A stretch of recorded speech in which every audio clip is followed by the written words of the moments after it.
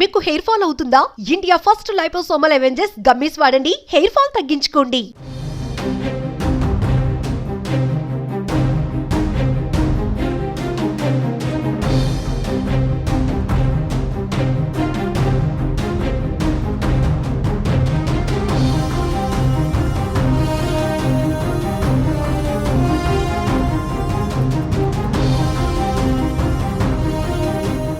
తెలంగాణలో సర్పంచ్ ఎన్నికలపైన స్పష్టత రావడం లేదు. 2024 ఫిబ్రవరి నెలతో సర్పంచుల పదవి కాలం ముగిసింది.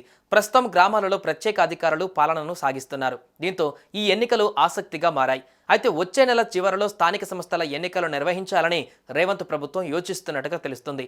ఈ క్రమంలో ఎన్నికల నిర్వహణపై మంత్రి సీతక్క కీలక కామెంట్ చేశారు.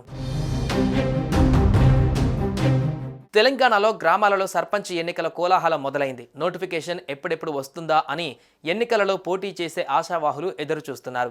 సర్పంచ్గా పోటీ చేయాలనుకుంటున్న వారు గ్రామాల్లోనే మకాం వేసి ఓటర్లను మచ్చిక చేసుకునేందుకు విశ్వ ప్రయత్నాలు చేస్తున్నారు. ఈ నేపథ్యంలో స్థానిక సంస్థల ఎన్నికలపై కీలక అప్డేట్ వచ్చింది. స్థానిక సంస్థల ఎన్నికల నిర్వహణ కోసం ప్రభుత్వం సిద్ధమవుతున్నట్లుగా తెలుస్తోంది.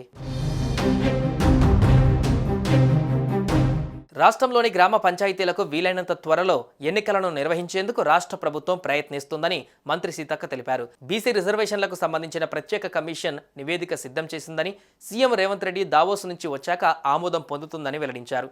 గ్రామ పంచాయతీలకు సాధ్యమైనంత త్వరగా ఎన్నికలు నిర్వహించాలన్న సంకల్పంతో ఉన్నామన్నారు. సీఎం వచ్చాక ఈ ప్రక్రియ వేగం పుంజుకుంటుందని మంత్రి వివరించారు.